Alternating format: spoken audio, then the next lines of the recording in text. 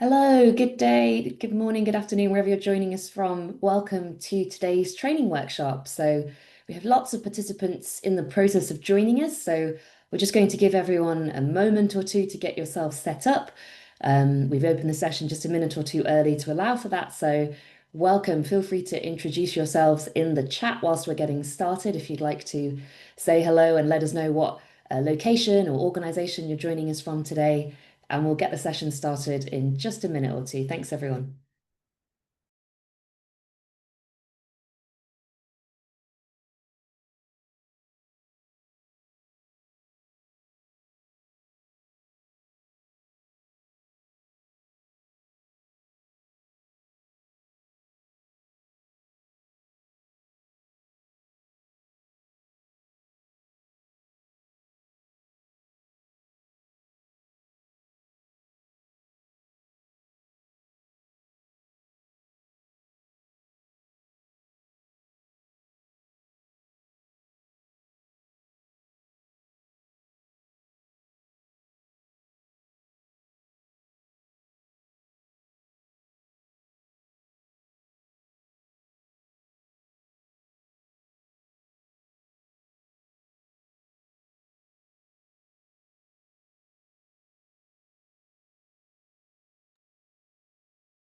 Hi, everyone, to those who've just joined us in the last minute or so. Great to have you in the session. Welcome and thanks for being here. So we've just been giving everyone a moment or two to join, but I'm seeing lots of you joining us and lots of messages saying hello. So fantastic. Great to have you all here with us in the session. So the chat's going to be moving quite quickly today, I can see, which is always great to get lots of engagement. So I think we have plenty to cover in our 2 hour session today. I think in the interest of time, we're going to get started. So as I said, big welcome and great to see you all here. Thanks for joining us. So today is the first of a two-part workshop on gender equality in capital markets. And as you're probably aware, normally we run these sessions at the UN SSE in a particular market, but we know that we have loads of global interest to attend this training, or perhaps you registered as part of a previous session and were unable to join us. So we're delighted to be able to offer this global open session today to widen the access to this training program.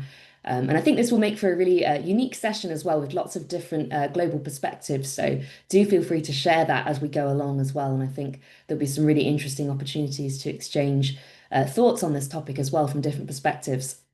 So we've got lots to cover today, and we're going to dive into that shortly. But firstly, I'd just like to say a big thank you to our partners for supporting us in hosting today's session. So for the UN SSE Sustainable Stock Exchanges Initiative, we're very pleased to be supported in this program by the IFC, which is part of the World Bank Group, the UN Women Team, Columbia University, and the Luxembourg government as well. So big thank you to all those organizations helping to make today's training possible.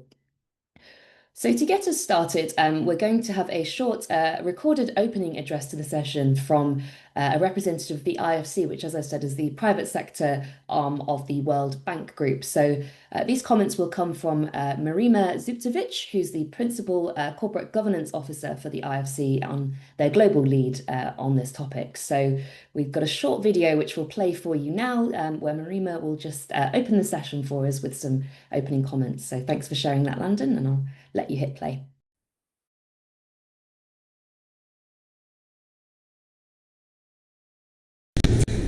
Welcome, everyone, and thank you for joining us from around the world. My name is Merima Zupcevic, and I am IFC's Principal Corporate Governance Officer. Allow me to start by thanking the United Nations Sustainable Stock Exchanges Initiative for inviting IFC as the private sector arm of the World Bank Group to speak on this vital topic. And thank you to all of you for being part of this workshop on advancing gender equality in capital markets, and in that way helping drive this important global agenda. So let me start by saying that advancing women's inclusion in capital markets and throughout the broader economy is central to our development mission. At IFC, we know that accelerating gender equality, that is, investing in women alongside men, is essential for ending poverty and building a livable planet. The World Bank Group's gender strategy sets a very bold ambition, which is to expand economic opportunities for women, especially in capital markets, and to ensure equal access to jobs, assets, and leadership roles. By 2030, we aim to enable 80 million more women and women-led businesses to access capital. We plan to support 300 million more women to use the internet, unlocking new pathways to entrepreneurship. And we plan to reach 250 million women with social safety net programs, strengthening resilience and opportunity. And to put this in the capital markets context, we see that women remain underrepresented as investors, entrepreneurs, and leaders. And as you might already know, globally, women-led businesses face a $5 trillion financing gap. And as if that's not enough, in developing countries, women hold just 23% of corporate board seats and 30% of senior management roles. So this is not just about a loss of human potential, it's an economic inefficiency that we simply cannot afford going forward. The way we turn gender equality ambition into action is multifold. First, we're integrating gender analysis into every stage of our country and sector programs. We identify the barriers women face in accessing finance, joining the workforce, and rising to leadership. And then we design targeted solutions to break those barriers.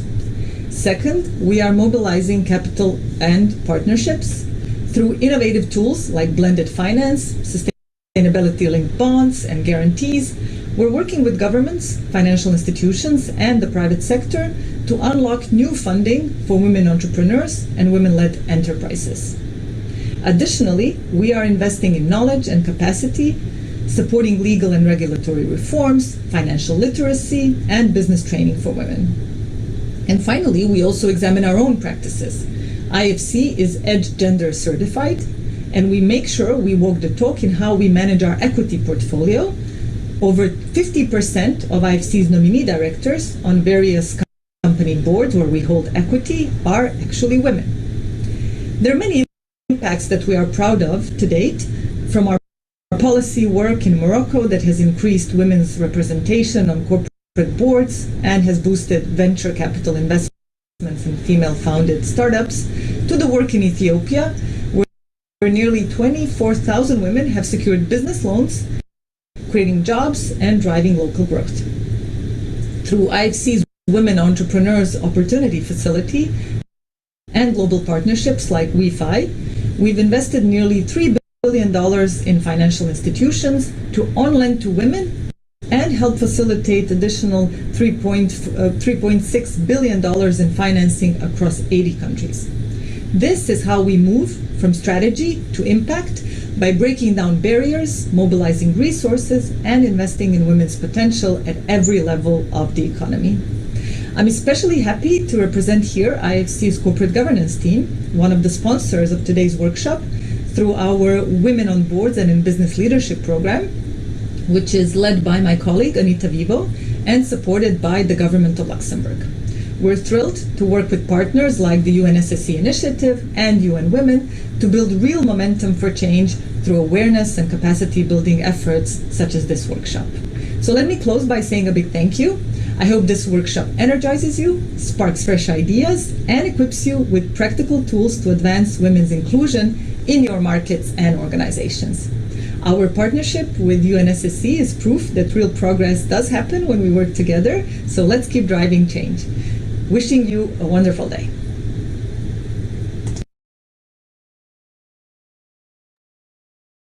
Okay, fantastic. So a big thanks to Marima for sharing those thoughts with us and opening that session with some great context. So with that, I'll now be giving a little bit of an overview of how the session will work today and what content we're going to be covering, which hopefully will answer a few questions I've seen popping up as well. So the overall scope of today's training is really looking at the interface of gender equality and global markets. And as many of you probably feel, gender equality and finance can be both sensitive as well as complex topics. So rather than pretending that that complexity doesn't exist, what we're aiming to do today is to better understand it and identify ways to move forward. So in this session, we're going to be looking particularly at understanding the complexities in this topic, In our second session on Friday, we're going to get into a more action-oriented approach, looking at some different mechanisms for advancing gender equality and addressing these complexities. So the format for our training is a two-part course. We have 2 hours in each session. Today, our first session and our second part of the training will take place on Friday. So we have the opportunity for live questions and answers throughout the session. So please make sure to get the opportunity to have your question answered if you'd like to ask us some things.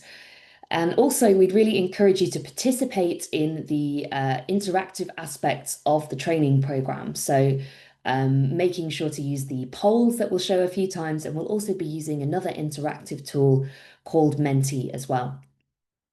And finally, you will be able to receive a completion certificate for taking part in the two parts of the training. So we'll share some details about how to get your certificate at the end of the second training session on Friday. So in terms of the format for our session, I think I've mentioned already, but we do really still encourage your interaction despite being a large group in an online format. So although you're muted as participants, we do really encourage you to make use of the chat, which I see many of you are already doing, and the Q&A box as well if you have any questions for us. So in particular, it's great to make sure if you have a direct question for the team to use the Q&A box. That just makes sure we don't miss your question in the busy chat box, and we can also directly provide you with an answer to it as well. So make sure to put any questions for the team into the Q&A box in particular.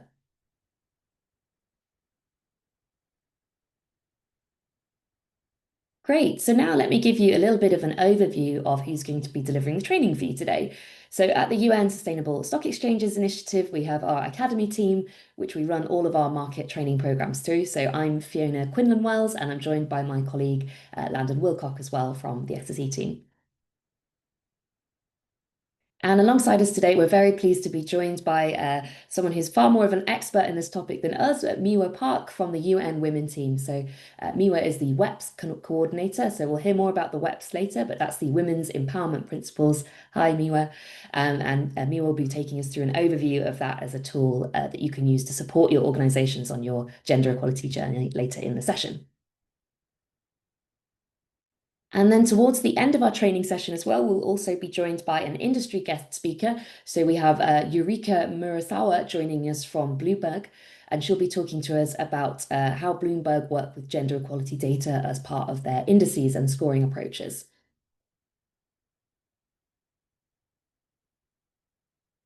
Okay, so getting into the substance of what our training will cover, here's a bit of an overview. So, as we've already said, we know that gender equality is a complex topic and is something that should be seen that way.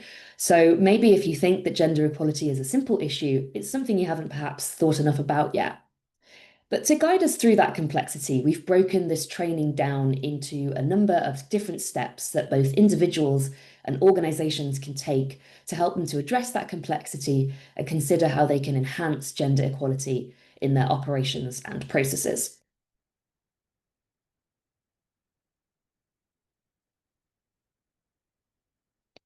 Great. So we have 4 core elements to our training, and we'll be covering 2 of them in each of our 2 sessions. So firstly, for our part 1 session today, we're going to be starting with prepare and align. And in these first 2 steps, we're really focusing on understanding what gender equality is, why it's important, and providing an overview of the main standards and guidelines that can help you to guide performance on this topic. And then in our second part of the training on Friday, we'll be digging into the second 2 areas around action. So thinking about the steps to implement gender activities and also to communicate them to different stakeholder groups.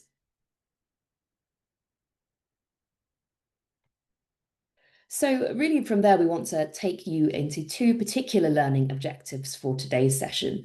And keep in mind that these are the structure that we'll be thinking about in the training today. So firstly, we'd like to help you to understand why action is needed for gender equality.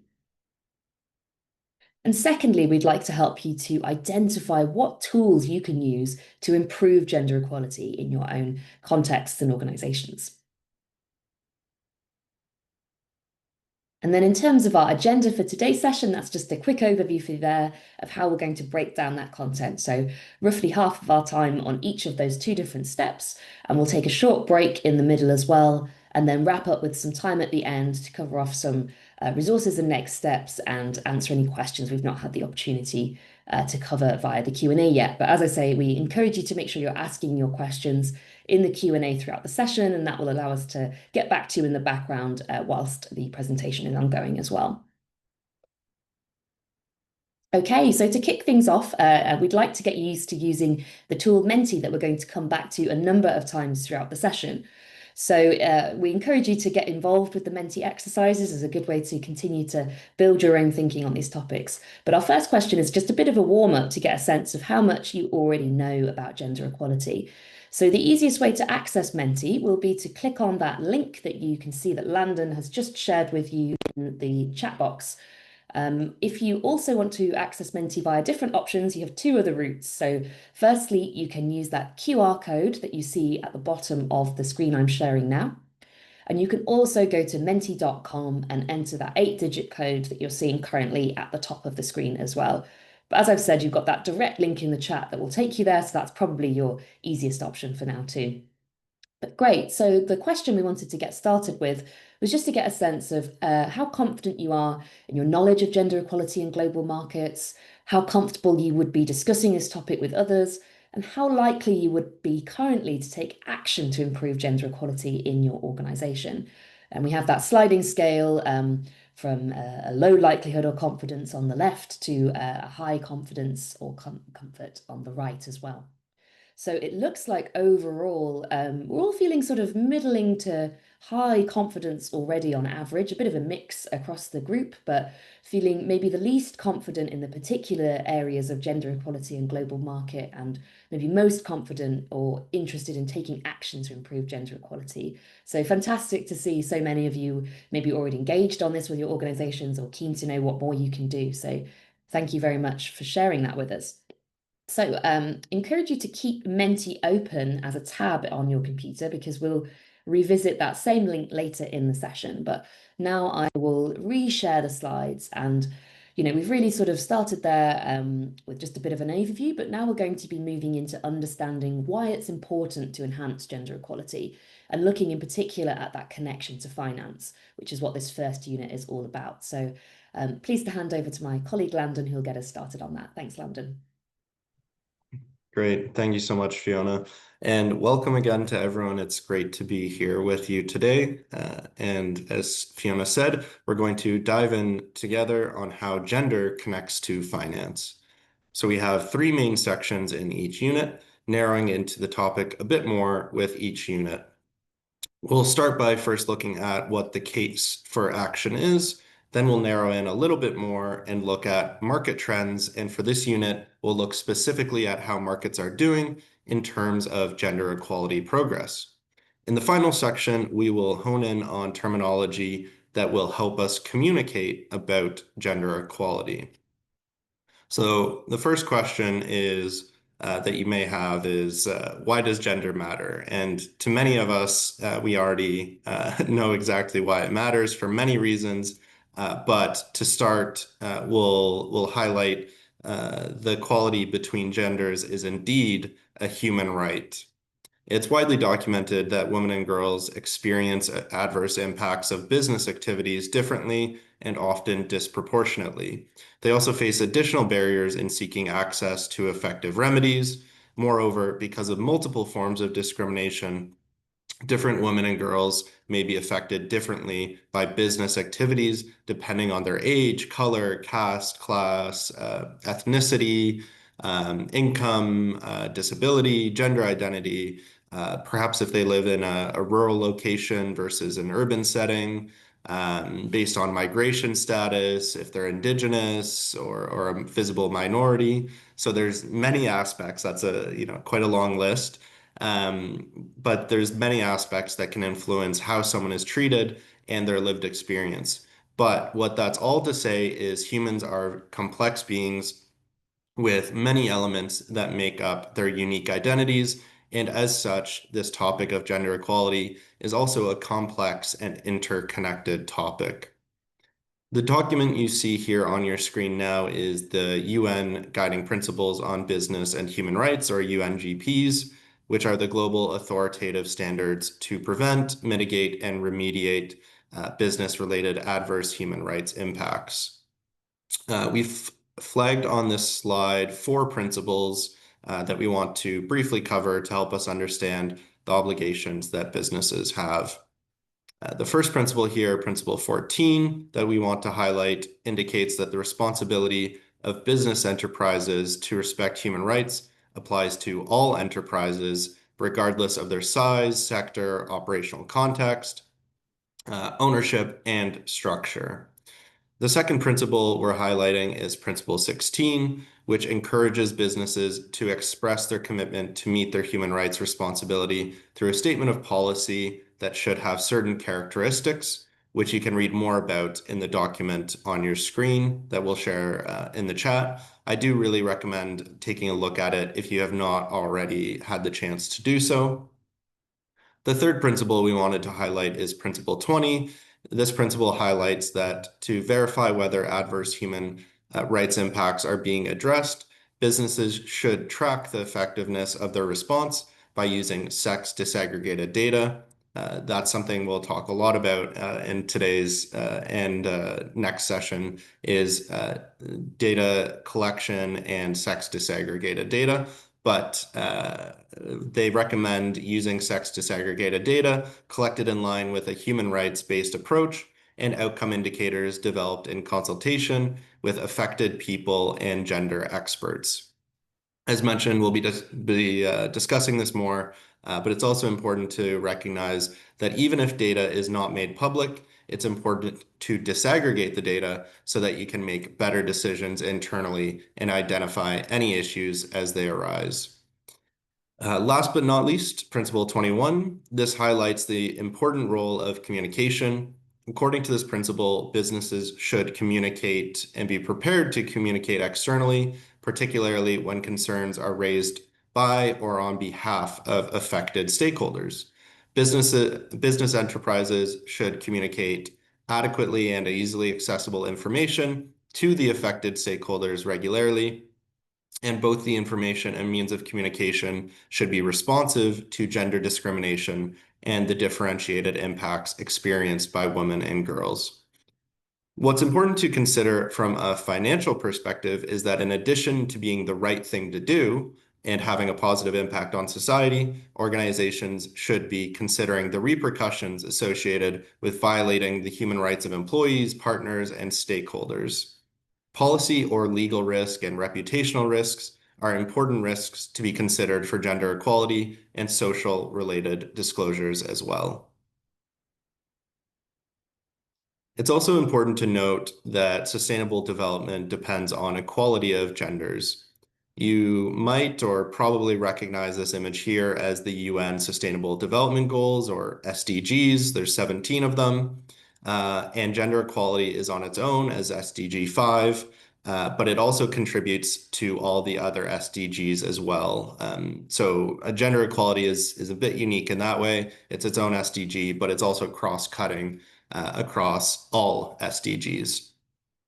For those who may not be aware, the SDGs represent an ambitious attempt to end poverty, protect the planet, and improve the lives and well-being of all of humanity.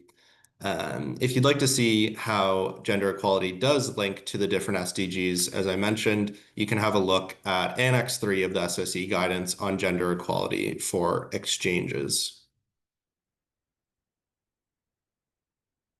Now, you might ask, what exactly does improving gender equality do for society? Well, there's many things. Violence in society decreases. So studies have shown that when we have more equality of genders in our society, we also see lower levels of violence, greater economic productivity, and increased resilience against financial and also environmental crises. We'll discuss that environmental piece later today as well. I want to remind you that by gender equality, we don't want to imply more women than men, but equality means that both women and men are represented, have the same level of power, and are both heard and understood equally.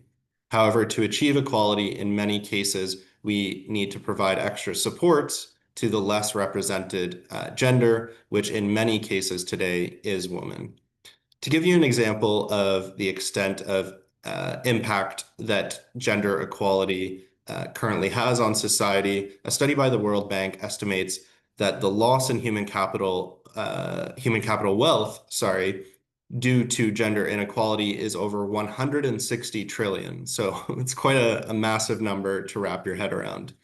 And another study concluded that the equal participation of men and women entrepreneurs could boost global GDP by approximately 3 to 6%, which is also just a massive number.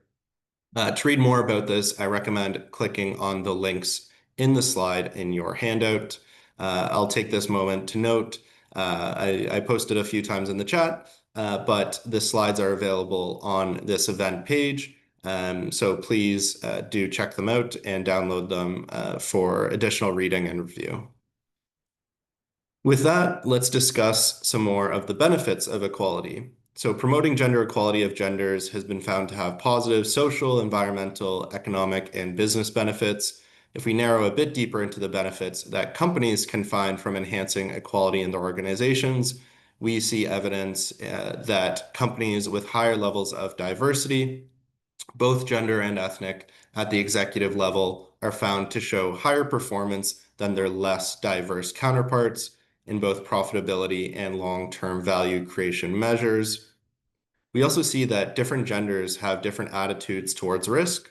So if our decision makers, like the board and leadership team of a firm, are gender diverse across the organization and programs, this can lead to more balanced decision-making processes.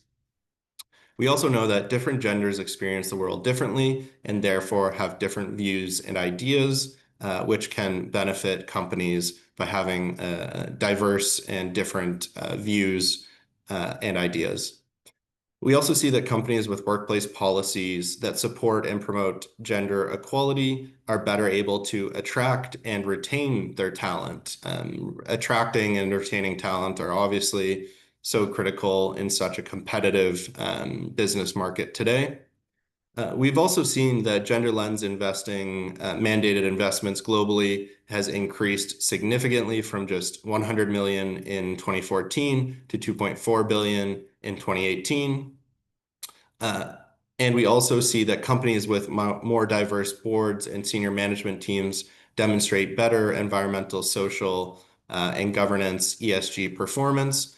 And they also have more ethical business practices, enhanced workplace and workforce policies, and stronger community relations. So a lot of fantastic benefits there. So now we're going to look at just one of the many studies on this topic to see a bit more detail about the benefits of that diverse companies are seeing. This data comes from a study by FP Analytics, an independent research and advisory division of foreign policy. This study looked particularly at industries that are traditionally male-dominated, analyzing over 2,000 publicly listed companies around the world. And they also did, I believe, 160 interviews. So it's quite thorough and in-depth.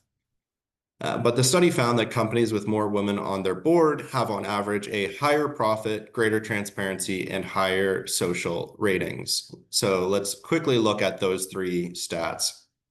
First, you'll see profitability.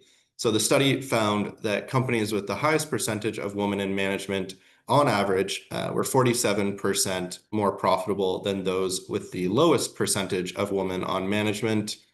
These findings are consistent with other evidence that promoting gender diversity can benefit a business's bottom line.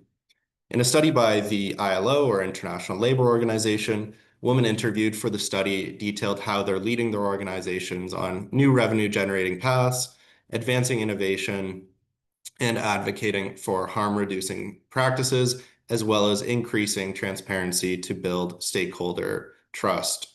So on that note on transparency, the second element that we saw here is building trust across stakeholder groups, including employees, consumers, regulators, and investors. We know that's vital for legacy industries that are working to evolve their business models, improve regulatory compliance and performance, and respond to consumers' changing needs. This study found that the companies with the highest percentage of women on boards are more transparent in terms of ESG information disclosure. In particular, companies with at least one woman on the board are 17% more transparent than those with no female board members. Finally, on CSR, that's corporate social responsibility, the analysis found a positive correlation between gender diversity on corporate boards and companies' social responsibility performance. So when women were interviewed for this study, they provided numerous firsthand accounts of their efforts to protect safety and labor rights, integrate community development into business strategy, as well as building local capacity and empowering women. So we also discussed a few slides ago that diversity and equality can have important societal and environmental impacts. Another interesting aspect of this FMP study was that equality not only had an impact within the company, but also for the environment where the company operates. For example, more diverse boards were 39% more likely to reduce emissions, 46% more water efficient, and about 60% more energy efficient than their peers with less diverse boards. In your handout, you'll find a couple more studies if you'd like to dive a bit deeper into this. We'll also share in the chat a recent publication that came out from IFC on gender responsive climate governance and the role of women leaders. With that, I'll turn it back over to Fiona. Great. Thanks so much for that, Landon. Brilliant. So we're going to be going now into the next aspect of prepare. So we started there with looking at the case for gender equality, and I think Landon set out quite clearly there a number of external and internal benefits, of course, that we can see from gender equality. Of course, it's not just the right thing to do, but it really makes sense in a lot of ways rationally as well. So good to have those different arguments that you can draw on depending on who you're talking to about this. So we'll narrow in a little bit more now and look at the state of the market. So here we're going to hone in on some of the key terms that we use gender equality and talk about the state of play in terms of where we're at present. So to get us started with that, we're going to be going back into Menti now. So we'll just reshare that link with you so that you can access Menti if you haven't done already. But if you already used the link last time, that will be the same as you already used before. And our next question for you, I will just get up now.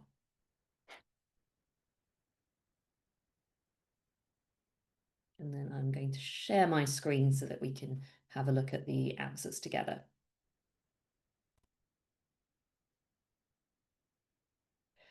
Okay, so we're going to go back into this Menti and ask you about your knowledge of the current state of the market and how much further we have to go to reach equality.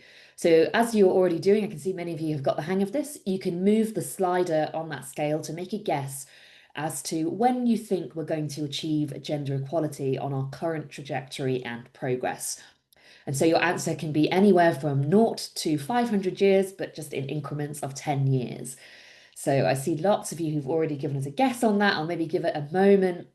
I can see a few more answers coming in before we reveal the correct answer. So this is on our current trajectory. In how many years will we reach overall gender equality globally? Looks like majority of people have gone for somewhere between now and 100 years, 10 and 100 years. 100 years, I think, is the most popular answer. Quite a lot of you have gone for 200 as well, and a few outliers going for 500. So let's have a look at what the right answer is.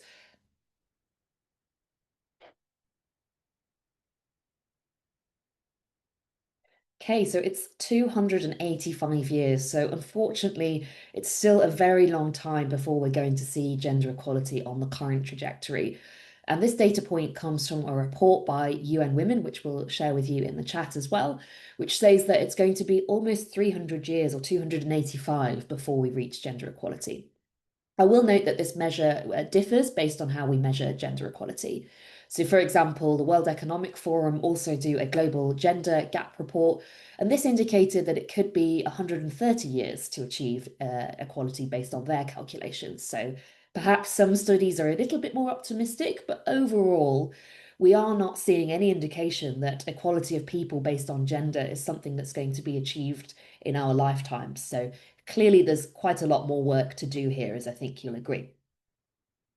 Okay, so let's test you with another quick question.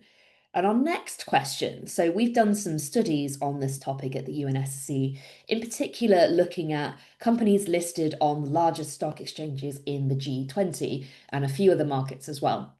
So we're going to share more of that data with you, but we'd like to get your guess as to across the G20 markets, so that's the largest 20 economic markets globally, how many of the CEOs of listed companies do you think are women? So what percentage of CEOs do you think are women in those markets? So you might be familiar with a study in America that went viral that indicated that actually fewer large companies are run by women than by men specifically named John. So a real indicator that in corporate America, there's a long way to go on gender equality still. And among the chief executives of S&P 500 companies, for each woman, there were four men named John, Robert, William, or James in particular. So that was just a little bit of a snapshot from the US, but how do you think that varies globally? So it looks like most of you have gone for somewhere between maybe 0 and 30% of listed company CEOs being women in the G20. So let's see now what the right answer to that question is. So indeed, the correct answer is just 8%. So we're going to be going into a little bit of more of a global picture for that now. It varies across markets, but overall, as you can see, the number of female CEOs that we have is still very low for listed companies. So a lot of improvement needed to improve gender equality at the top of organizations. Okay. And then just to see what you think and how this might differ, we've got a second question of a similar nature to see how many board seats do you think in G20 markets on average are held by women? So how many seats on corporate boards are held by women? Okay, so seeing lots of different answers coming in. I've seen some people sharing in the chat as well, 20, 25. So those who've responded in the chat think that maybe this would be a little bit higher than that 8% figure for female CEOs that we had before. I think on average, we're seeing maybe between 10 to 25% as the answers that people have shared in Menti. I see lots of you sharing with us in the chat as well. So lots of interesting guesses. So, okay, let's see what the answer is. So it's 21%. So it looks like some of you there were quite close to guessing that correct figure. And indeed, so slightly higher than for CEOs. And we'll dig into a little bit about some of the drivers for that shortly. But still, overall, obviously, a long way off gender parity, at least for the G20. So good work taking some guesses there. Some of you were quite close. And I think you were probably all right in being relatively pessimistic about this figure. Indeed, we have quite a lot of work to do still. So Landon's going to take us into a little bit more of a deep dive now on some of the data that we have on this at the UN SSE. Yeah, absolutely. And as Fiona said, some good guesses there. I will say the good note is that the SSE has been doing these reports on in these publications. You see here the status of gender in boardrooms, or what we call gender equality in corporate leadership, and we have seen it ticking up, but definitely nowhere near the rate that we need to reach equality, gender equality in boardrooms in the near future. So for those who haven't seen these publications before, we at the SSE collaborate with IFC and UN Women and other partners and work together to provide markets with an overview or benchmark of current progress on gender in leadership of listed companies. So we're going to dive a bit into these reports and see a little bit more how you did on that Menti question.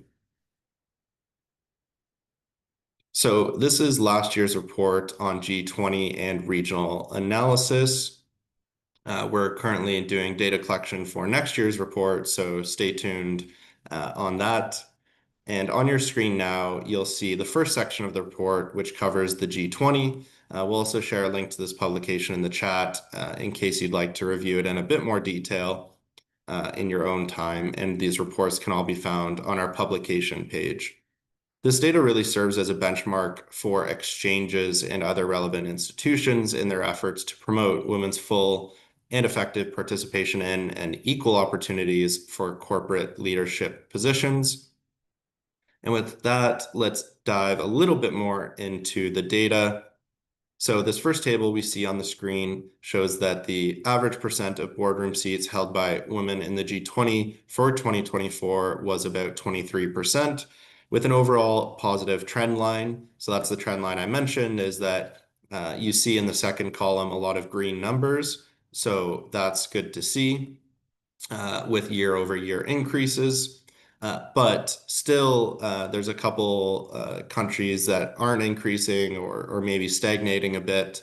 And in case you can't quite see it yet, the top 5 exchanges in the G20 are located in UK, France, Italy, Australia, and the USA. It's also worth noting, given that France leads the leaderboard here for the G20, that France does have a regulatory requirement for women on boards, requiring 40% of board seats to be women. However, even though the percentage of women on boards is among the highest in the world, France's female executive pipeline or leadership pipeline is not quite as strong. For that reason, in May 2021, the French Parliament voted to introduce binding gender quotas for executive leadership, with 30% minimum for either gender by 2027 and 40% by 2030. I'll also note, just for awareness, that the EU is also bringing forward a directive just next year in 2026 with a binding quota for all EU member states for women on boards, for listed companies, that is. Now, as mentioned, we see many countries improving slightly each year. We can also see some not making maybe as substantial progress as we'd hope for. For example, only 3 markets in the G20 have no all-male boards among their top 100 issuers. That's TSX in Canada, ASX in Australia, and NYSE in the United States. So there's 11 markets in the G20, or sorry, in 11 markets in the G20, more than 20% of the top 100 issuers have male-only boards. That's a lot of male-only boards, which we know is problematic for the reasons that we have already highlighted. Now, let's look a bit beyond the G20 because the G20 captures an interesting image of the largest economies in the world. But let's look at the top 5 for each region according to the UN regions. So when taking a regional approach to the data on gender equality in corporate leadership, we find that only 2 regions have an average of over 30% board seats held by women, that obviously being Europe, made up of France, UK, Sweden, Germany, and Switzerland.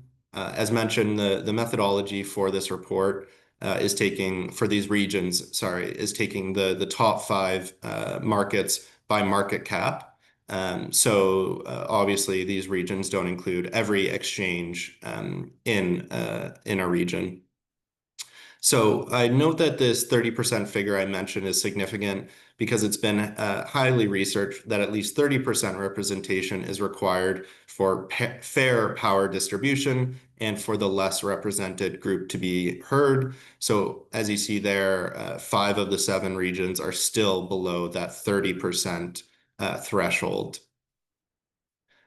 So Europe is followed by US CanZ, that's US, Canada, and New Zealand, with 34% board seats held by women. They also have just 8% female CEOs, with Europe having 7%. So even in the best regions by percentage of board seats held by women, there's still very low female CEO percents in the best regions by board seats.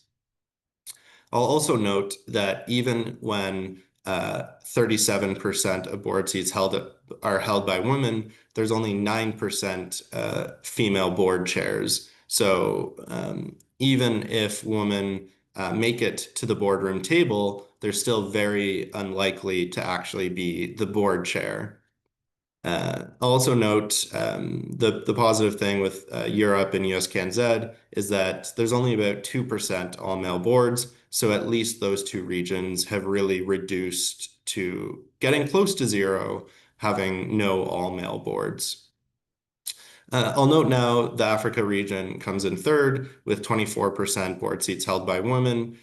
They also had a positive year-over-year change, but they do have 12% all-male boards.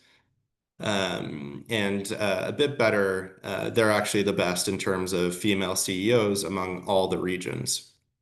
Following that, we have Southeastern Asia with Malaysia, Thailand, Philippines, Singapore, and Indonesia at 21% board seats held by women, about 10% female board chairs, and about 8% CEOs. Then Eastern Asia, with China making up three of those exchanges by market cap, then Japan and Korea exchanges. That's where you see another big drop off to just 15% board seats held by women. We also did not see a positive year-over-year change for that group. And then we have 17% all-male boards, which is quite high. But going to Latin America, we see similar percentage of board seats held by women at 14%, but we see a huge amount of all-male boards, with 1 in 3 boards in Latin America being all male. So not a single female in a third of these boards, followed by Western Asia with Turkey, UAE, Kuwait, Saudi Arabia, and Qatar, where you have just 8% board seats held by women, and almost 60% are all male boards. And as you can see there, the worst statistics in terms of female board chairs, with just 3% and with just female CEOs. I saw someone in the chat who's African note that Africa can and will improve. So I love that enthusiasm. That's great to hear. The people on this webinar can be great change makers and advocates. Great. So we had a global mix of attendees today. So we kind of focused on a bit of the regions from around the world. But in the slide handouts, you can also find more granular data for further regions. So be sure to check that out if you'd like more detail in the data points by your region. So with that, let's discuss a bit more on barriers. So if you could now type in the chat, what do you think might be the barriers preventing progress to see more women in leadership positions in your region or in your market? So that could be an internal barrier in a company or an organization or a market, or that could be a barrier in terms of, external to a company. Lots of people are already typing culture, gender bias. So I'll give you a few seconds to think of some kind of barrier you see facing advancing gender equality in corporate leadership in your market. Also, I see a lot of answers coming through, but I don't know where folks are from. When you're answering, if you could add which country or market you're from, that would be interesting to see as well, and what you think is the barrier. I see someone noted culture in the Philippines. Okay. Culture in Africa. Seeing lots of lack of confidence from Ghana. Okay, interesting. I see someone saying Hong Kong and UK, misunderstanding of equality equals preference for women. Absolutely. That's a really great point you brought up, because there's definitely nuance to it. It's not preference for women, as mentioned earlier today, advancing gender equality. Someone else from Hong Kong noted the deep-rooted bias against women's ability, especially in leadership, and grind to lead. Okay. Social norms in Africa and Bangladesh. Okay, great. So these are all really good answers. I won't go into all of them, but thank you so much. I can't keep up with the chat, but I love the participation. So I should note, in addition to the structural obstacles faced by women in the general workforce, such as unequal regulatory environments, lack of workplace flexibility, and conflicts between work and family obligations, there are specific barriers that can narrow women's leadership paths and cause the drop in representation at the top that we just saw in corporate leadership. This is really where we dive into the complexities of this topic, so I highly recommend reviewing these on your own time. But let's go through a few that weren't mentioned in the chat. So the first that I don't think was mentioned in the chat, or maybe I missed it, there's, I don't know, hundreds of answers came through, but the limited availability of sex disaggregated data and inconsistent reporting practices. That is absolutely an issue, and it makes it difficult to measure progress. You need to measure things to monitor to make that progress and understand the extent of a gender gap in a firm or in a market. Without that, it can be challenging to identify effective interventions to close the gap. Excuse me. Um, a lot of folks noted training and professional development opportunities as well as education. Absolutely, that can hinder women's attainment of qualifications. One I don't know if it was mentioned was lack of gender-sensitive human capital management. That can be hiring, retention, and promotion processes, such as non-diverse hiring committees and limited use of gender-blind applications, which can lead to decisions based on biases rather than on qualifications. We discussed this a lot in the chat. I saw a lot of answers coming through on biases and stereotypes. That's absolutely true. It can also lead to a double bind in which women are expected to be nice or competent, but they cannot be both. They can't be nice and competent, and those biases are more subtle than the norms that deliberately exclude women and can be more challenging to overcome. I think it was noted in the chat the lack of awareness or skepticism about the business case for gender balanced leadership. I know this was mentioned, limited access to network and connections, as well as lack of access to role models, mentors, coaches, and sponsors. One I don't actually know if was mentioned, this one normally comes up though, is unsuitable work environments in traditionally male-dominated industries, such as utilities, which can make it more difficult for women to pursue long-term career paths. For example, there might not be women's locker rooms for changing out of uniforms or women's washrooms. One that I think was mentioned was safety concerns in operational locations and gender-based violence and harassment, which can represent serious deterrents to women's professional advancement. Gender-based violence or harassment in the workplace and domestic and sexual violence experienced outside of the workplace can affect employees' well-being and business opportunities. Those experiences can lead to reduced productivity, increased absenteeism, and higher employee turnover. And it can also deter women from pursuing the promotions and career development opportunities that are stepping stones to senior leadership. It's important to note that achieving a truly gender diverse senior leadership team and optimizing the true value in diversity is about more than just sheer numbers and gaining parity in representation.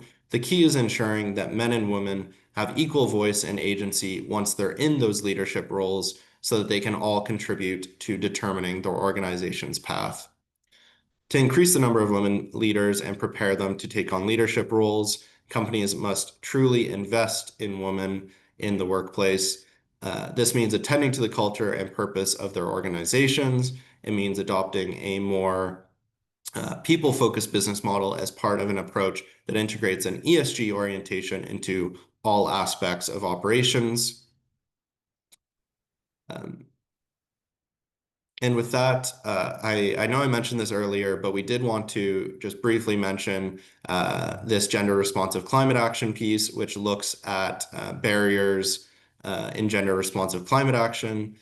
So some examples of what the report find are a lack of knowledge or training on the topic, a low level of climate and gender lens literacy, and understanding of the impacts on business. We'll share in the chat the link to this report, and you can also find it in the PowerPoint. With that, I'll turn it back over to Fiona to take us through some language.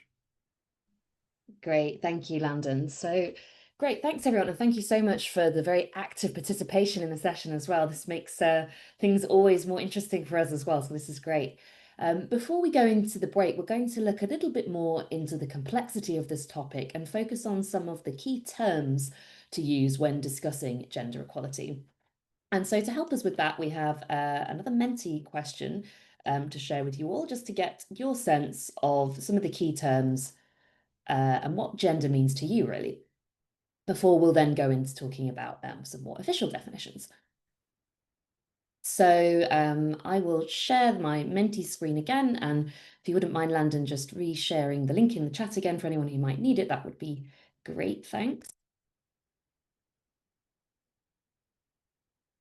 Let's have a look at your answers as they're coming through. Okay, so yeah, just if you have a fully formed definition, feel free to share it. If you have one or two words that resonate particularly with what gender means in your context or how you think about it, that's helpful. So we're seeing male and female quite a bit. We're seeing man and woman. We're seeing sex. Let's have a little, I'll make the screen bigger so I can read that. We're going to get lots of responses, I'm sure. So social identity, fluid, personality, biological, um, socially constructed. So I think we're seeing a little bit of, clearly already a little bit of a difference in some perspectives here on obviously those two views. Identity, equality, empowerment, affiliation, categorization. Some people have mentioned sexual orientation, how one identifies, socially ascribed roles, I see as well. Overall, of course, I'm seeing male and female and man and woman coming up very big there, but a number of you obviously mentioning as well that actually identity and social construct are a part of this as well. So that's interesting and obviously shows the diversity of perspectives that we all have on this topic. Okay, thanks everyone. So that's great. So I'm going to share with you the slides again now, and we'll look at a more official definition that we can use together just to make sure that we're all on the same page about what we're talking about for this topic. Okay, so lots of great answers there and lots of really interesting ideas. But what we want to make sure is that we're all aligned really on what we're talking about here and understand the real depth of gender, which we want to be clear is not simply about sex. So it isn't just about being male or female. And the purpose of this initial exercise is to make sure that everyone understands that gender is not the same as sex and that genders can differ in different contexts and societies. And this is important because it's not really different sexes that we need when we speak about the value of diversity. It's different ways of thinking, different lived experiences or life experiences, and different institutional restrictions or freedoms. So, whilst the term gender is really quite difficult to define because it can mean something different to different people, and I see someone's mentioned there that there's maybe no global single term we can use here, which I think we'd agree with, but we would like to get a better brief idea of what the complexity of this term is. And so we're going to use the definition that UN Women have developed here to help us with this. So, UN Women defines gender as the social attributes and opportunities that are associated with being male and female and the relationships between men and women and girls and boys, as well as the relations between women and those between men. So, these attributes, opportunities, and relationships are, as a number of you identified, socially constructed, and they are learned through socialization processes. So they are context, they're time specific, and they're changeable.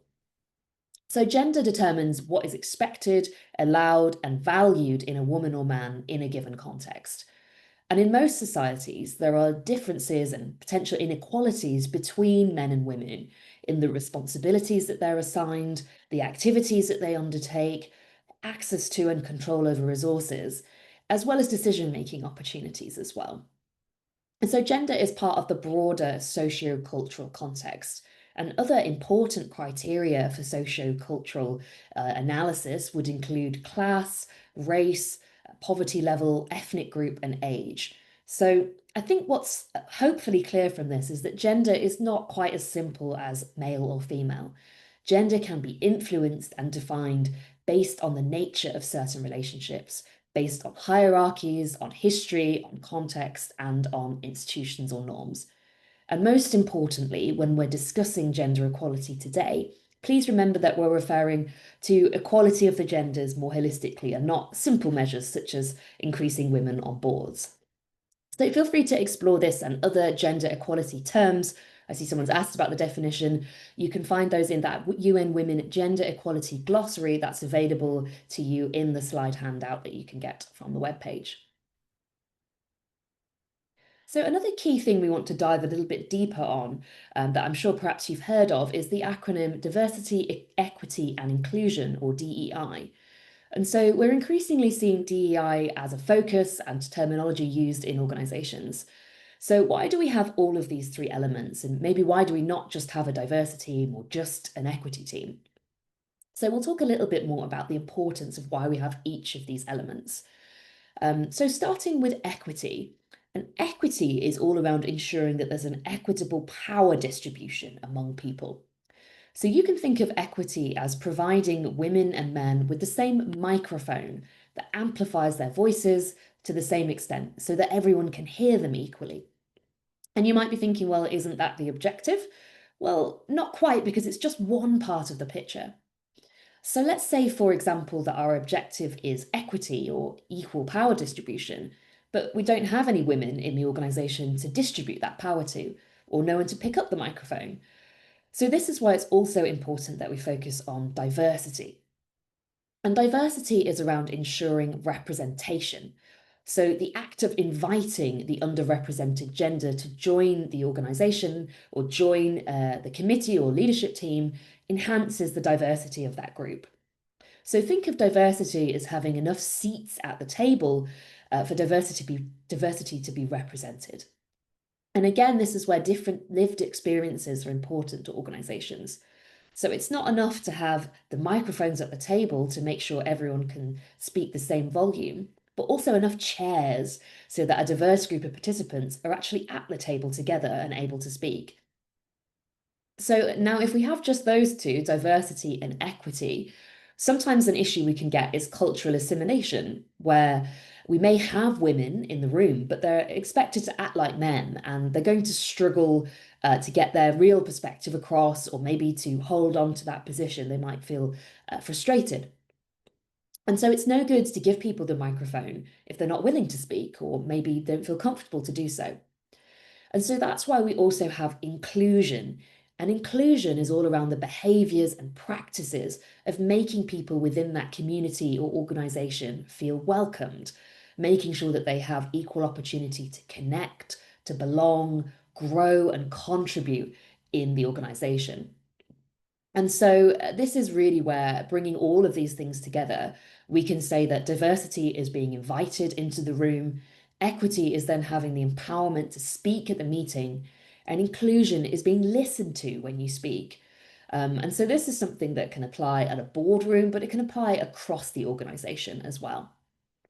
And so when we bring all these three attributes together, that's when the overall goal is equality. And that depends on all three of these attributes. So if we have one aspect of this or two without the other, we're not going to sustain long-term lasting change. And so that's why we have to think about each of these aspects as we talk through this. So you can find a more detailed version of this diagram in the slide handout. We have some extra slides in there that you can look at. But hopefully this is a good opportunity to pause and give you a little break as we get to the middle of the session. So we're going to take a 5-minute break now. We'll play you some relaxing music, so feel free to have a stretch, maybe grab a drink, and then when the timer finishes here, we'll restart the session. So in the meantime, if you have come up with any more questions as you've been thinking about this, feel free to share those with us in the Q&A as well. And otherwise, we'll see you back in 5 minutes, everyone. Thank you.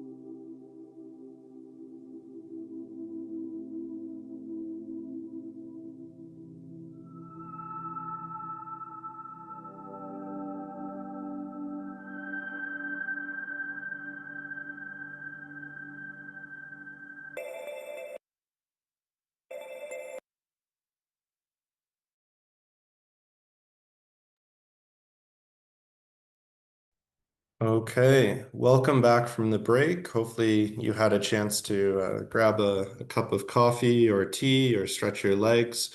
But lots more good content to get through, so we'll keep moving along. Now that we have the initial concepts clear, let's dive into the content and start with how we can enhance an organization's performance on gender equality. The objective of our next unit, Align, is to ensure that your practices align with the global best practices and standards, as well as any local or peer practices that should guide your efforts. So we'll begin by looking at the global principles that companies can use to enhance their practices on this topic. And the global standards we're going to discuss today are the UN Women's Empowerment Principles, or WEPs. Before we dive into the WEPs, thank you, Fiona. We wanted to get a sense of your current familiarity with the WEPs. So let us know, is your organization already a signatory of the Women Empowerment Principles, or the WEPs? And if your organization is not yet a signatory, we'll also be giving you some information about how to become one at the end of this section. So I'll give you a few seconds to fill in the poll.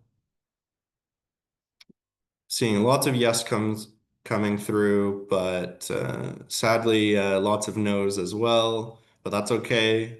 We'll help you help guide you on how to change that status today. Lots of folks are answering that they don't know. That's okay as well.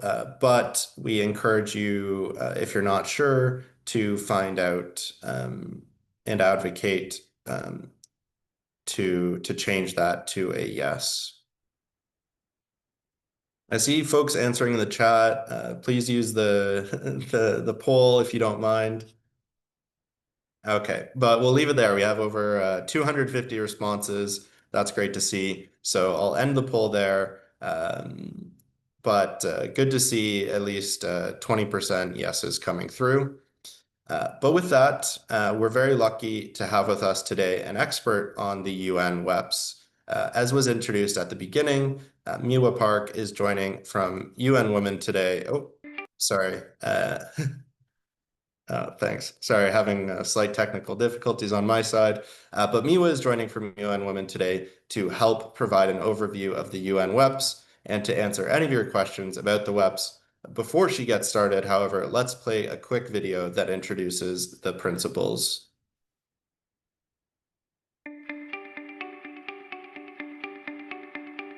Think about the impact of a signature. Think about the magnitude of a global movement. Think about the difference you can make and the power of transformative change. By signing the Women's Empowerment Principles, you can galvanize your shareholders and stakeholders to drive change in the workplace, marketplace, and community through a framework of 7 principles. Brought to you by UN Women and UN Global Compact. The Women's Empowerment Principles are a roadmap for business sustainability, innovation, and productivity. Businesses by the thousands and in every sector are becoming part of this world-changing movement to advance gender equality. Businesses that become models for attracting talent, entering new markets, serving their communities, and measurably improving the bottom line. Because gender equality means better business. Don't miss this moment to make a lasting impact on your employees, suppliers, customers, and investors. Join leading companies already on the journey to greater sustainability and growth. Commit to the Women's Empowerment Principles and make today your organization's signature moment.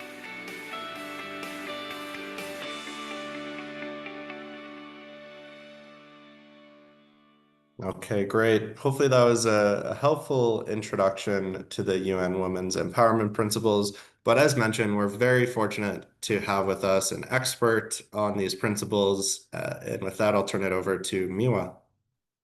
Thank you so much, London. And good morning, good afternoon, and good evening, everyone. I'm very happy to see some of the web signatories here and non-signatory, and hope you can use this time to either refresh your memory on the web's principles or to learn about the webs and eventually sign the webs. So I am Miwa Park, and I'm the webs coordinator at UN Women, and I'm delighted to be part of this training to go over the women's empowerment principles with you. So, if I may jump into it, with raising importance of ESG, many companies are realizing the importance of gender equality. Yet, many are unclear on how to concretely advance gender equality and women's empowerment. And I have seen some comments kind of relate to that on the chat today. So, webs can be your guiding principles, as the webs provide a holistic framework for companies focusing on five pillars of action from leadership, governance, workplace marketplace, community, and tracking and reporting. So the companies are using the webs as a blueprint to position gender equality in the core business strategy as well as their operations and beyond. Companies are joining the webs community to make a public commitment to gender equality and women's empowerment on a global platform and to really embark on the web's journey, access tools and resources, and engage with UN Women and like-minded companies who are also on this journey. So I'll go over the 7 principles of the webs very briefly, and you're seeing those on the slides now. These principles are not organized in a sequence of importance, yet grouped by different pillars where it makes logical sense. So companies are signing to all of the 7 principles of the webs when they're joining the webs. The first principle, or the pillar, is on governance, strategy, and gender responsive leadership. It builds a foundation for the web's work. It requires the CEO's commitment and buy-in from the executive team to make gender equality a whole of organization priority. We're not only talking about appointing more women in senior leaderships here, though it's important. Rather, CEOs and the executive team committing to and leading the implementation of the webs by making gender equality and women's empowerment a top strategic priority. The second, third, and fourth pillars focuses on the work principles, focuses on the workplace pillar, from respecting human rights, adopting and amending policies to remove discriminatory, biased, and stereotypical practices to equal pay for work of equal value, sexual harassment, policies, and providing training on gender equality for all employees. Then the fifth principle focuses on the marketplace pillar. A lot of web signatories are working on internal changes, but we are encouraging companies to go even beyond, as companies can influence their marketplace by investing in women-owned businesses, procuring from gender-responsive companies, creating gender-responsive marketing practices, and more. Then Principle 6 focuses on the role of companies in the community. We encourage initiatives and advocacy that makes a real difference in women and girls' lives, and we invite companies to actively consult and engage with women and girls in local communities before rolling out their initiatives, ensuring that their voices shape the process and that truly benefit from the outcomes. Lastly, Principle 7 is an underpinning principle to measure results. What gets measured gets done. Companies are encouraged to regularly collect data and understand the progress over time. And we also encourage companies to report on their progress on our website or in their sustainability report and through other channels. Next slide, please. So this slide shows you where the web signatories are based. The map illustrates that webs is a global agenda. CEOs from over 11,000 companies in all industries and sizes have made public commitment to the webs and have been actively working to advance gender equality and women's empowerment following the webs principles. Next slide, please. So becoming a web signatory is about going on a journey to achieve gender equality. It's rather than a checkbox exercise. So companies need to work on engaging internal and external stakeholders and make ongoing and meaningful progress. When doing so, we encourage companies to tackle deeply rooted systematic inequalities rather than just taking the easy road with ad hoc activities. The image on the slide shows the steps after committing to the webs and being accepted into the webs network. So after consideration and signing stage. So let me explain what these mean.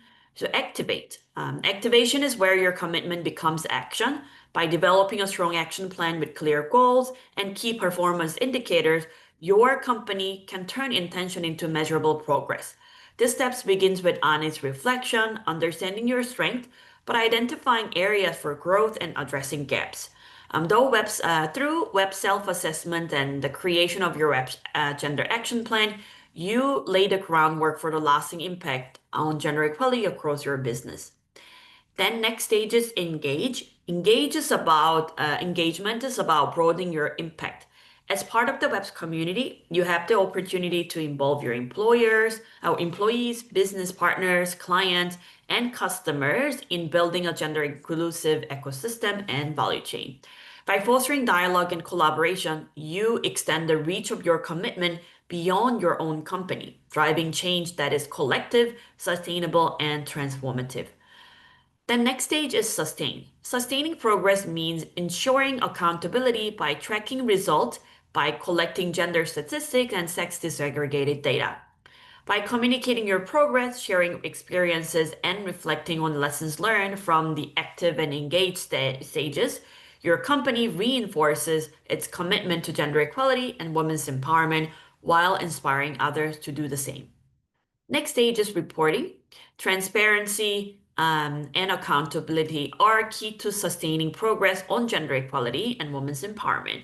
By reporting on results and sharing both challenges and successes, your company not only demonstrates impact, but also strengthens trust among stakeholders. As you lead by example and scale your efforts, you inspire peers across industry and geographies to take action. In doing so, your company helps shape a global movement where gender equality is embedded in business practices and drive long-term transformative change. So this may sound like a difficult process, but don't worry. At UN Women, we offer over 200 tools and resources to guide companies on how to work on the webs, and I will share those with you in next part of the presentation. But next slide, please, so I can tell you how to apply to become a web signatory. So how can you become part of the web signatory? Your company first need to be legally registered. We accept companies from all sector, all sizes, and all ownership types. If you're eligible, you can go to our website to fill out the form and submit the application form. The form is self-explanatory, but if you have any question, if you're in doubt, you can find step-by-step guidance on our website. And the web secretariat will review each application and get back to the applicants within 10 to 15 business days. But please kindly understand that there may be some delays. There are a few things I like to emphasize before you send in your application. First is the CEOs or the highest person with the highest decision-making authority needs to sign the CEO statement of support. The signature date is also important. It marks the day when your company chose to take a stand for gender equality. It will be visible on your company's web's profile page on our website, and having the endorsement of top leadership, whether you call it CEO, managing director, or chairperson, ensures that the commitment is not only symbolic, but also backed by the influence and vision needed to drive meaningful change. Second, we invite the CEO to share a personal quote on emphasizing how you will contribute concretely to gender equality. This also is an opportunity to highlight why this agenda matters to your organization and to share the actions you're taking or planning to take. Lastly, the CEO photo is also very important. We only accept professional headshot and no logo picture is accepted. For more information on the webs, you can visit the webs.org website. And that was all from my side, but I'll come back in with some examples soon. For now, I'll hand it over to Landon. So Landon, over to you. Great. Thank you so much, Miwa, for that overview. And we look forward to some of those examples in a few moments. So I'll say that this is a great first step. And for those that are already web signatories, which are more and more every day, I think whenever I check the website, there's more. We wanted to also flag that you can consider an additional step, which is EDGE certification. So this slide here highlights a bit about the steps available to get EDGE certified. Edge provides this certifying service that can help you take your practices that additional step further and also provides a communication tool to show the market that you're a leading company on gender equality. I'll keep it brief today on Edge certification because next session in part 2, we'll have a member of the Edge team joining us as a guest speaker, so you'll hear more about this then. With that, I'll turn it back over to Fiona. Great. Thank you so much, Landon. So now that we've looked at a couple of those key global initiatives and Miwa's talked us through the role of the WEPs there, we're going to have a look at what should be considered based on your location. And one of the key factors that should be considered based on is where your company is listed and where its main operations are, and then the regulations that apply in that context, which I know a number of you have asked questions about as well in the Q&A. So let's talk about what we're seeing from a regulatory perspective. So on this slide, we're seeing a number of markets where there's some kind of gender quota or requirement currently set for listed companies. And this comes from a previous SSE report. On the right-hand side, we can see that the current status of gender diversity on the board of the companies in these markets. And then we can also see the percentage of female board chairs and female CEOs as well. And one question we often get asked is whether or not quotas or mandatory minimum requirements work, and if this is something that should be implemented in a country. And we know that this is a hotly debated topic, so if you'd like to dig into it a bit deeper, there's some extra slides included in the handout of the presentation, which provides some insights from a study that UN PRI did about gender-based quota policies. And I would also flag that I think Landon is currently working on another report on this topic that we'll be releasing later in the year as the UN SSE as well, so please keep an eye out for that. But as we've seen in the data that we've talked about today, sometimes these mandatory minimum quotas work and we actually see, a meaningful increase in figures as a result of them.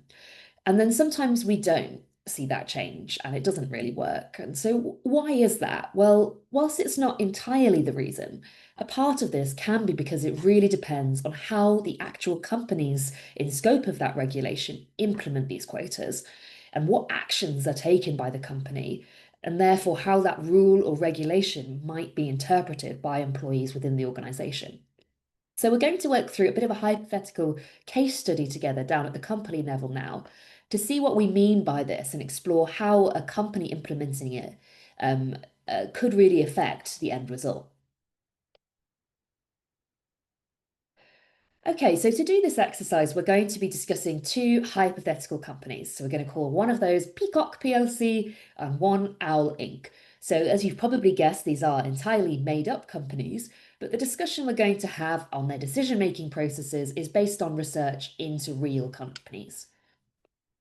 And so both of these companies currently have only 10% women on their boards and in executive leadership.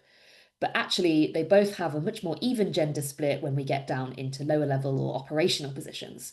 So it's already clear immediately that there's something that's preventing women from getting into those higher level positions. And there's also another thing that's in common between the two organizations. They both had a change in leadership and have had a new CEO join. And let's say that both of their CEOs are expecting new regulations to come in their market. And so they're preparing for a mandatory rule relating to gender equality. And the new CEOs are both passionate about gender equality and they want to achieve equality at the top of their companies. Partially, obviously, from a personal impact perspective, but also because that would help them to be included in a gender equality index, which could give them better exposure to investors that value gender parity. However, this is where the similarities stop, and from here, the companies have taken quite different approaches towards their goals of gender equality, and as a result, we see different outcomes. So we're going to talk that through now and discuss the two different approaches that they take. So if we start with Peacock PLC, as I said, they've had a new CEO, and what they've decided to do is to set a bold target aiming for 40% of women in leadership positions 2 years from now. So a big increase from the 10% that they have at the moment. And so to help reach that 40%, the CEO makes a big announcement to staff and they share their experience of climbing the ladder. They're a woman, and they use this example to encourage other women to follow her to the top of the organization too. And they also set a hiring freeze for any men until the target is reached, unless it's specifically approved by the CEO for extenuating circumstances. However, of course, there's a mixed result from this. So some employees are going to feel excited and empowered about this change, but for some, there's a lot of pressure. So perhaps there are women who are now scared that there's a pressure that they have to try and move up or they need to leave. And for some men as well, of course, there's going to be job security concerns too. So overall, we can say that the sentiment from setting this target and having the hiring freeze is going to be excitement mixed with some fear. So let's look now at what their competitor, Owl Inc. does and the approach that they take. So as I've said, they also have a new CEO committed to gender equality. And instead of having that 40% target and the hiring freeze, their CEO decides to join the 30% club. And if you're not familiar with this, the 30% club is an initiative that calls on members to commit to at least 30% female representation on boards and leadership teams, because 30% is seen as a critical mass at which minority voices become heard. So they do want to try and surpass this 30% and stretch higher, but they've decided not to set too significant of a target to start with. And also they realise that they're not really sure what the root causes are and are confused why some women aren't moving from those operational positions to leadership teams. So the CEO decides to set up an internal task force to find out what these root causes are that might be preventing women from climbing up the organisation. And at the same time, the CEO also initiates a reverse mentoring program. So because 50% of the organisation are women, why aren't the leadership learning from them and hearing their experiences? So this reverse mentoring scheme will allow leaders to benefit from the more diverse perspectives of their colleagues at an operational level, and will also help those staff who are interested in progressing in their careers by having better access to leadership. Okay, so we've heard there about a number of different strategies that those two organisations have taken. And what we'd like to do now is reflect a little bit together on which of those strategies we think would be most effective. So we've got another Menti question now. Wouldn't mind, Landon, if that's okay, to please reshare the Menti link. And that's to get you to rank the activities we've discussed there in order of what you think would be most effective. So we'll have a look together at what we think there and discuss our thoughts on that as well. So you've heard about those 6 different areas around setting a task force up to understand the root causes, setting that 40% quantitative target for women in leadership, maybe sharing examples of role models, maybe having a hiring freeze for men, and maybe also joining that 30% club as more of a voluntary initiative to support the commitment to advance gender equality. So let's give you all a moment to rank those, and then we'll talk that through and see where what we agree on or disagree on, as it may be, as the best strategies. Okay. Give it a minute or two more for a few seconds for a few more of you to take part. I can see things moving around slightly, but the ranking seems to be settling down. Okay. Let's have a talk then. So it looks like certainly the task force has come out strongly as the top option here.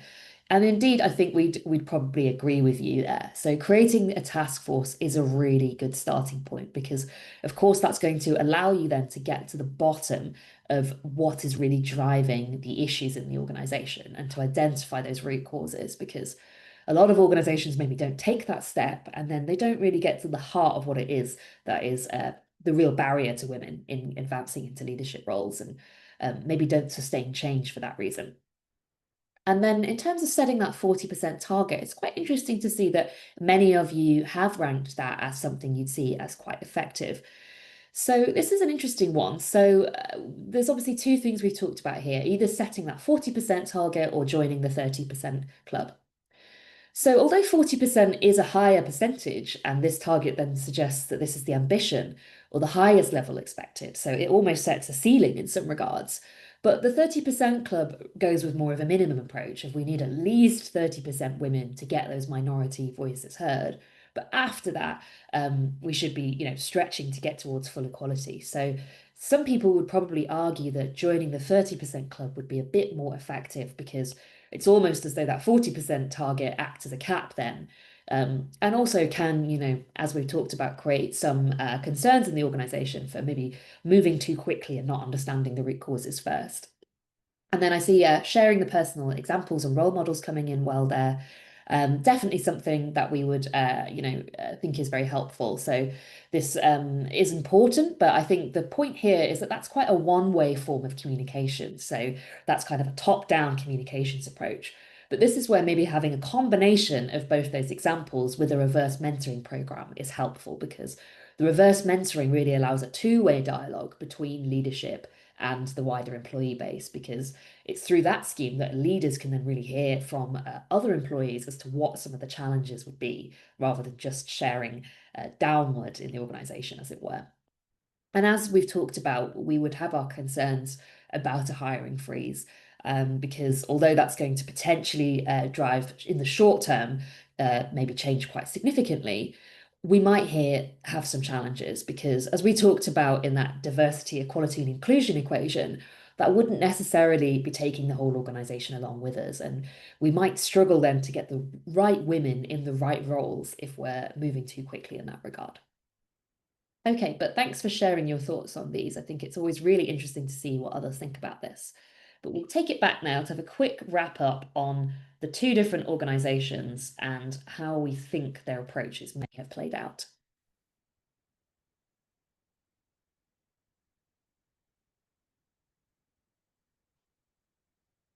Okay, so if we start with Peacock PLC, which as a reminder was the organization that set that 40% target and had a hiring freeze, what we think might happen here is that they'd see some immediate progress after setting a quota, but because they haven't identified those root causes, they're not necessarily going to have that much success in promoting women internally. And they're also going to demotivate a lot of men in their workforce as well.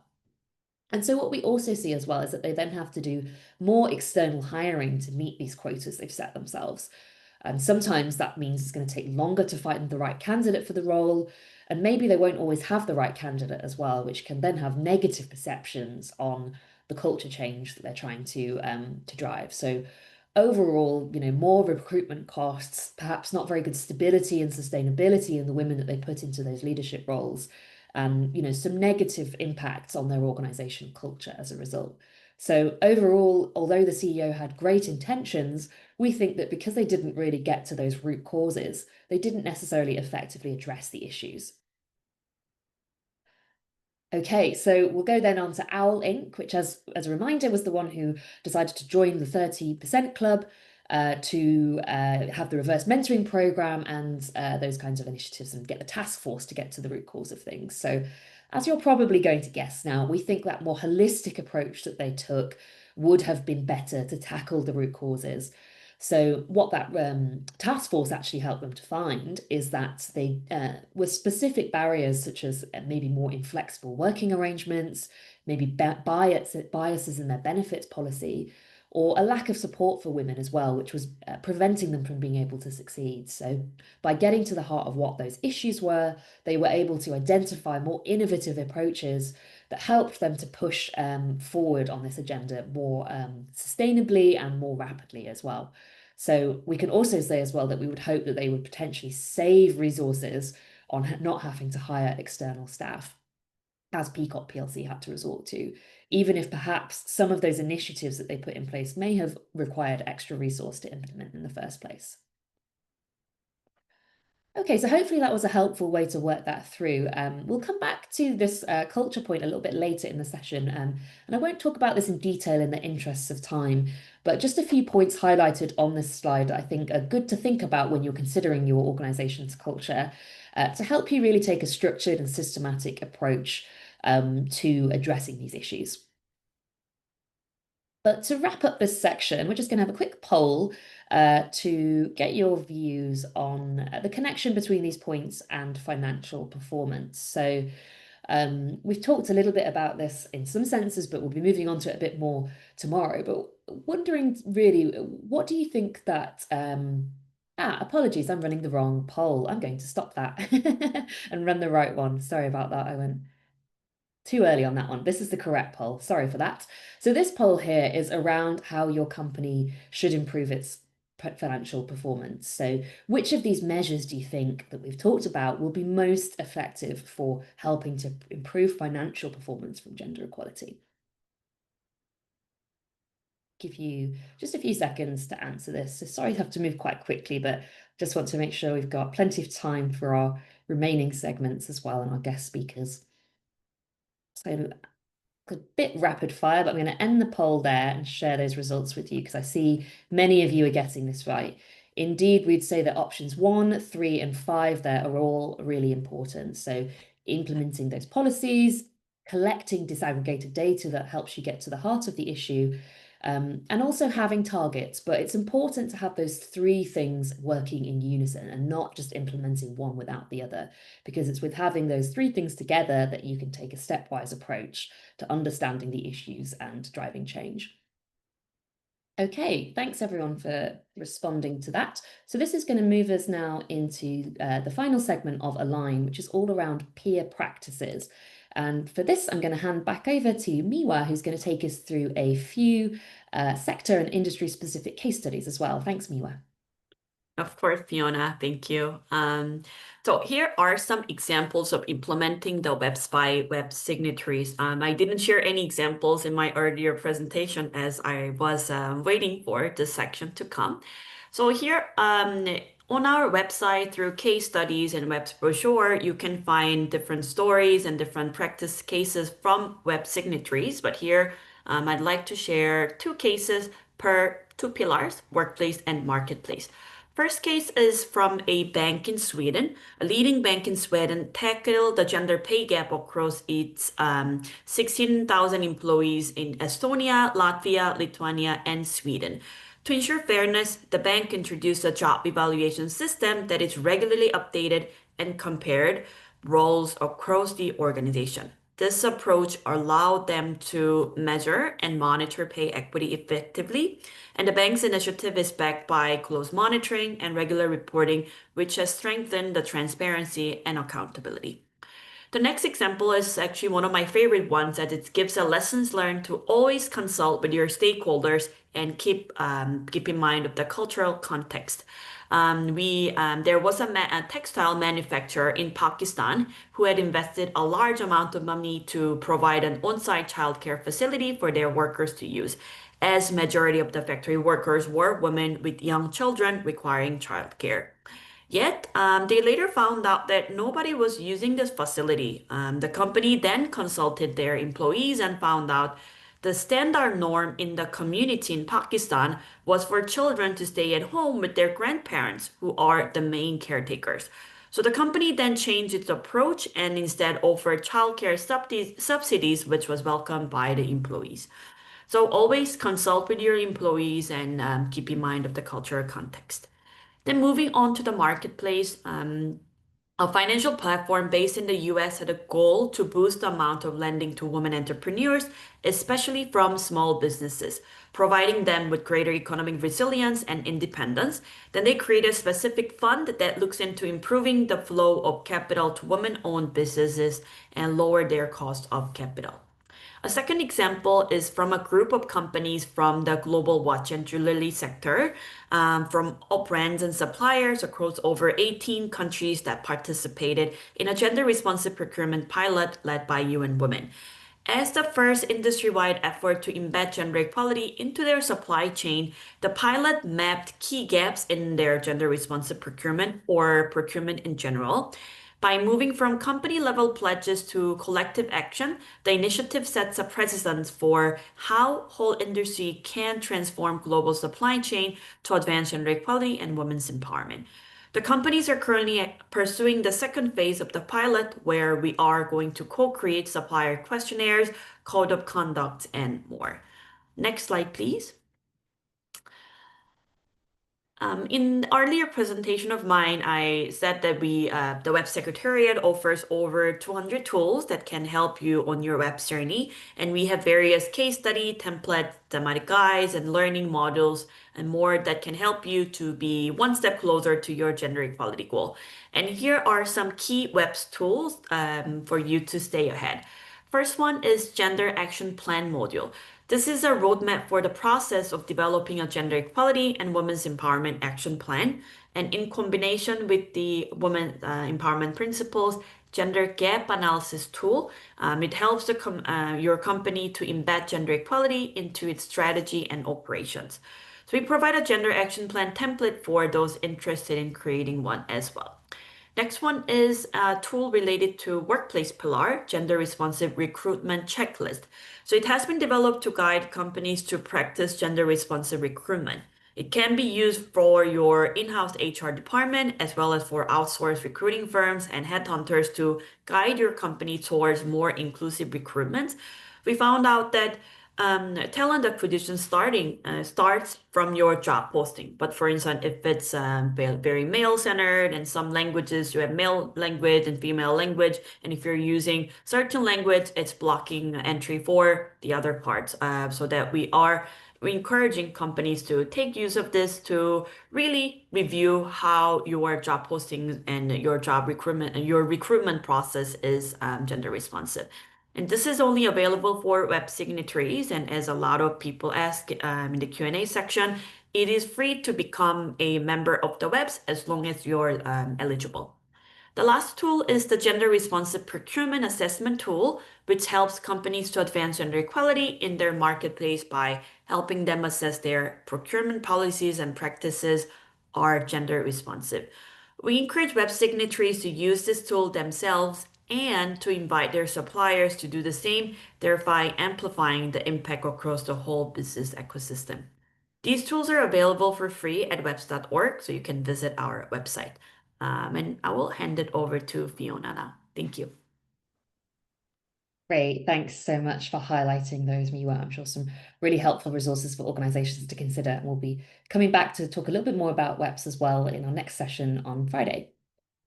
So with that, I'm very pleased to introduce that towards the end of the session, we're joined by our guest speaker who's going to be talking a little bit about the work that Bloomberg are doing on gender indices. So I'm pleased to be joined by Eureka Murasawa, who is a sustainable finance data specialist, senior data specialist, I should say, at Bloomberg. So many thanks for joining us, Eureka. And I will just give you your access now, apologies, so that you can share your slides with us.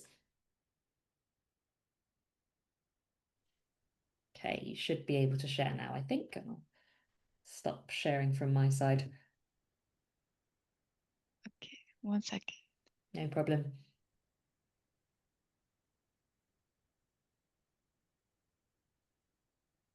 Okay.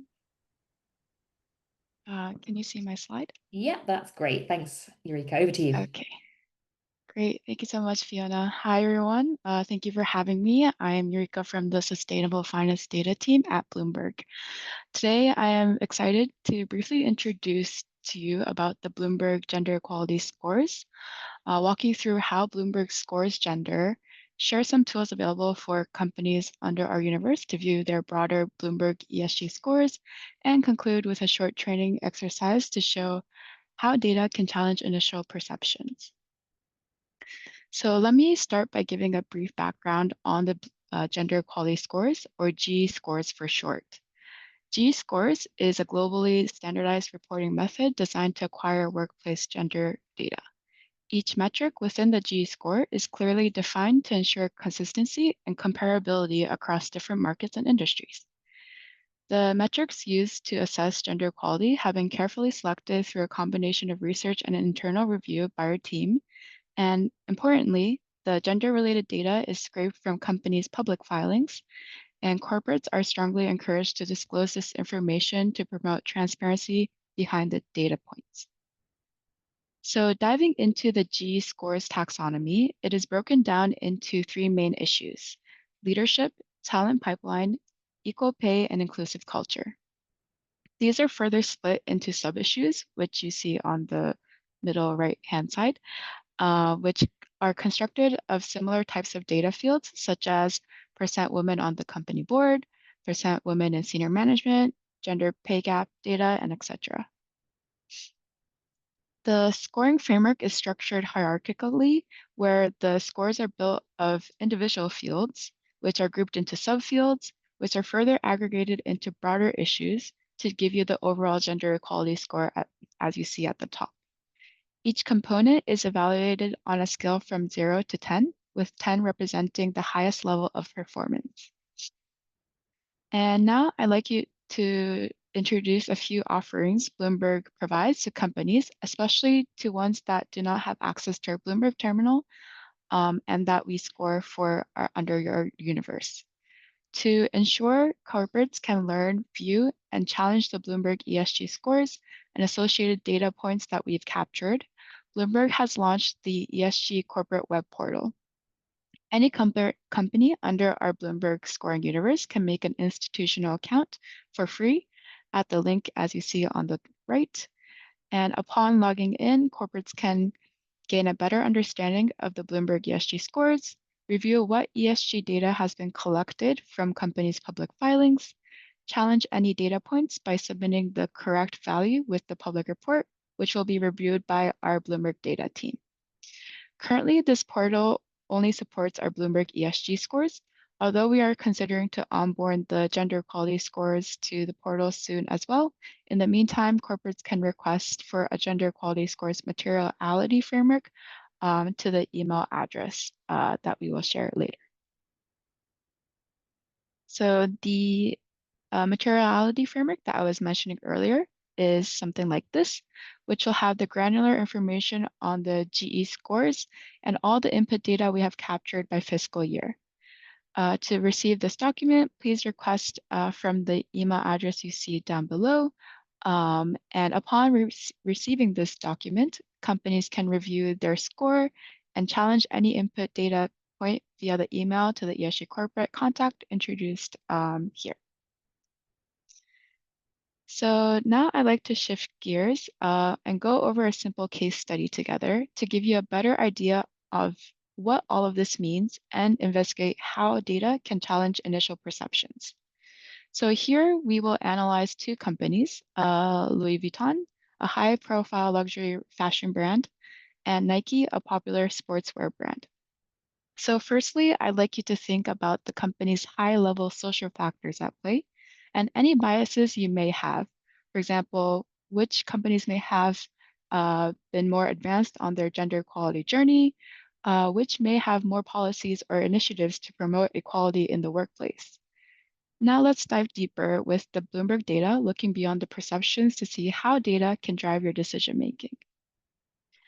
So here we have company A and B scores. At first glance, we see company B has a higher GE score at the top. Looking further into the issue level, we see company B has much higher leadership score, largely because of the executive section. While board level is similar, the executive portion is where company B really stands out.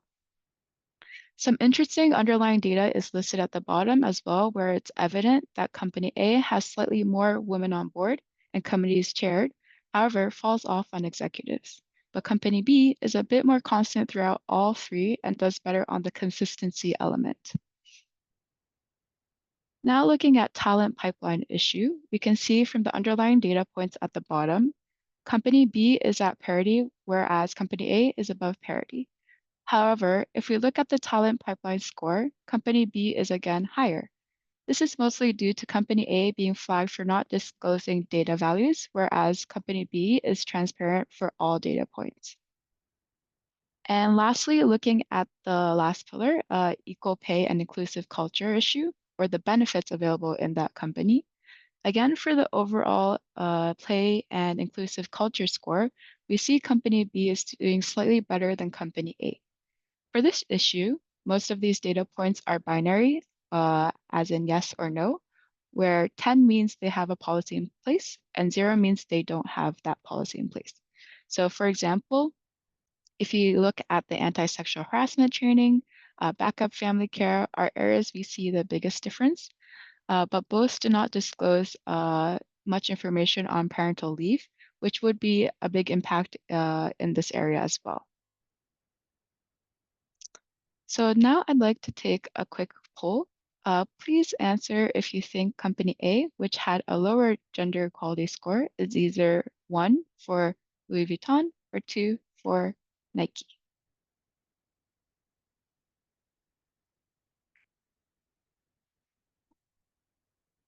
I'll give it a few more seconds.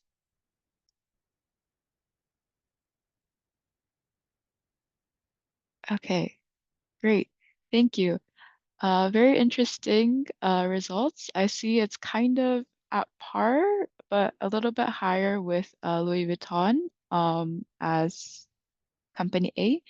And yes, the correct answer for this was Louis Vuitton as company A and Nike as company B. But the overall purpose of this brief exercise is to hopefully challenge some of your initial perceptions and to give insight on what data investors are looking at to make decisions. Even if a company is performing well in one area, it doesn't always necessarily mean that they're completely well advanced in gender inclusivity specifically. So I like to conclude with with a powerful quote: "You can't manage what you don't measure." Highlighting the importance of more data transparency can help analyze and make improvements in the company's gender equality space by being face to face with the data. I hope you found that interesting, and if you have any questions, feel free to get in touch. Thank you. Thank you so much for that, Eureka. I think that really helps to bring to life for everyone how this data is really being used in practice and the importance that we can see from disclosing more information to help inform these assessments. So many thanks for sharing. I'm just checking. I don't think we've had any specific questions on the content, but we have had one about your contact details that you mentioned. So I've just shared that again in the chat with people and reminded everyone they can access your slide presentation from our website as well. So thanks again, Eureka. Thank you. Perfect. So yeah, let me share now the slides again, and we're coming towards the end of our first session today. So we're just going to do a couple of things together to wrap up today's session and set things up for our session together on Friday as well. So going back to Menti very quickly, we just want to wrap up and maybe think about a little action point from what you've heard today. So we know that in a training session, there's obviously lots of things that get discussed, but it's often easier to come away and distill maybe one or two key things that you plan to take forward to help you continue to advance these topics. So thanks for those who've already shared their activities there. If you want to take a moment and have a little think, feel free to share something with us. So people have mentioned things that they want to initiate. So maybe having a workshop, thinking about education and training, maybe upskilling the board, developing that task force, thinking about policies, lots of great ideas building, I think, from the initiatives we discussed in the training today. So that's great. Improving the hiring processes. Great. Sign up to the WEPs. I'm sure Mima will be happy to hear that. Looking at gender disaggregated reporting. Fantastic. Thanks, everyone. Lots of fantastic ideas, and do encourage you to think about how you can get going with those as soon as you're able to. But just to finish us off, we have a quick final wrap-up question, which is just to get a sense from those learning objectives that we talked about at the beginning of the session.